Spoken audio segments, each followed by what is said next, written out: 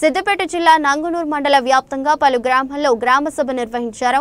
అయితే మండల కేంద్రంలోని పాలమాకుల గ్రామంలో గ్రామ సభలో లబ్ధిదారుల ఎంపిక సరిగా నిర్వహించలేదని గ్రామస్తులు ఆవేదన వ్యక్తం చేశారు. లబ్ధిదారుల ఎంపికలో పారదర్శకత లోపించిందని మండిపడ్డారు. దీంతో గ్రామ సభ రసాబసగా మారింది. ఈ సందర్భంగా మండల ప్రత్యేక అధికారి దేవకిదేవి మాట్లాడుతూ మండల వ్యాప్తంగా 4 రోజుల పాటు గ్రామ సభ కొనసాగుతాయని తెలిపారు. ప్రజలు ఎవరు కూడా ఆందోళన చెందవద్దని, అర్హులైన వారిని ఎంపిక చేయడం నిరంతరం ప్రక్రియగా కొనసాగుతుందని పేర్కొన్నారు.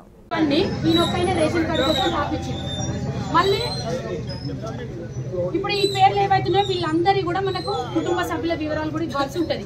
తర్వాత వీళ్ళ ఆధార్ కార్డు కూడా ఇవ్వాల్సి ఉంటుంది. ఎందుకంటే మనకి ఒక పేరు ఒకటే సరిపోదు, వాళ్ళ డీటెయిల్స్ ఆధార్ నంబర్ కానీ వాళ్ళ కుటుంబ సభ్యుల వివరాలు కూడా రావాల్సి ఉంటుంది. ఇది జస్ట్ అంటే మీకు ఇంత మంది ఉన్నారు అని మనకు తెలవడానికి ఓకేనా. దుద్దేడ నవీన్ కుమార్. ఇప్పుడు మనకు సెపరేట్ కౌంటర్ కూడా అక్కడ పక్కన ఉన్నది. మీరు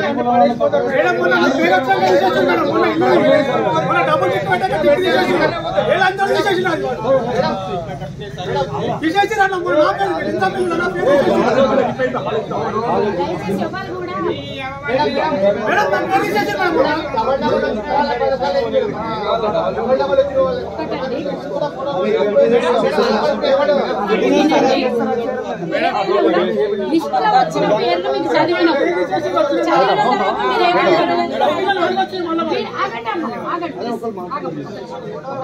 ఇప్పుడు లిస్టులో వచ్చిన వివరాలు చదివినాం మేము స్కీమ్ వారీగా. చదివినప్పుడు మీరు ఏమన్నారంటే ఎలిజిబుల్ ఇన్ఎలిజిబుల్ మీరు ఒకసారి చెప్పండి అంటే మేము చెప్పాం మేడం మీరు చేసుకోండి అన్నారు కదా. అందులో మీకు డబుల్ వచ్చినట్టు ఉన్నది.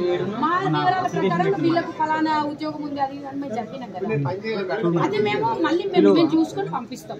కాబట్టి మీరు దరఖాస్తులు తీసుకొని పేర్లు మిస్ అయినాయి. అటువంటి తప్పులు జరగకుండా గ్రామ సభల ఎవరు అర్హులు ఎవరు అనర్హులు గుర్తించడానికే ఈ యొక్క గ్రామ సభ. మీరు ఒకసారి గమనించాలి. తమ్ముడు ఇప్పుడు ఏదైతే కిషన్ ఒక క్వశ్చన్ రేజ్ చేసిండో, మేము దరఖాస్తు ఇచ్చినాం ఆన్లైన్లో మా పేరు రాలేదని. గట్లని తప్పులు జరగకుండా ఈ యొక్క గ్రామ సభ ఇది. ఓకే తమ్మి, నువ్వు అడిగింది వాస్తవం, అడగాల్సిందే. నువ్వు దరఖాస్తు ఇచ్చినావు, నీ పేరు రాలేదు, అది తప్పు కాదు, అడిగినావు, అందులో తప్పు లేదు.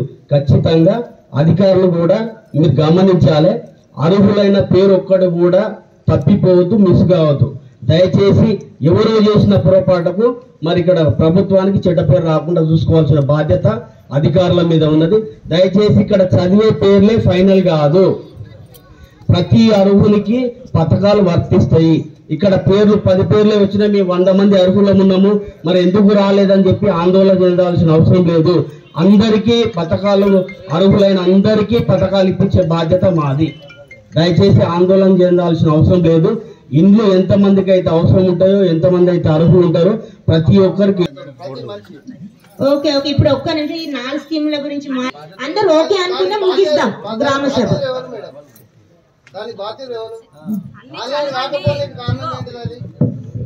4 సంక్షేమ పథకాల వివరాలు చదివిన తర్వాత, పేర్లు చదివిన తర్వాత ఆబ్జెక్షన్స్ ఏమన్నా ఉంటే మీరు చెప్పండి. లిస్టు చదివిన తర్వాత చెప్తా.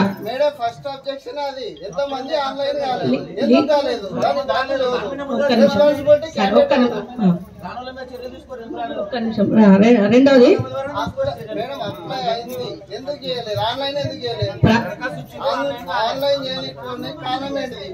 ఆత్మీయ, ఇప్పుడు నెక్స్ట్ ఆత్మీయ భరోసా చదవగానే నెక్స్ట్ హౌసింగ్ చదువుదాం.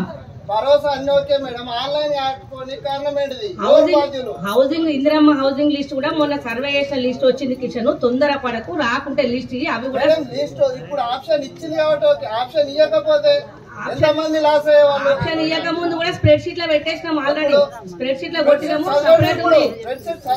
స్ప్రెడ్ షీట్ ఉన్నది, మన ఇందిరమ్మ హౌసింగ్ లిస్ట్ చదివేసి ఎన్ని పథకాలకు ఎంతమంది అన్నారు.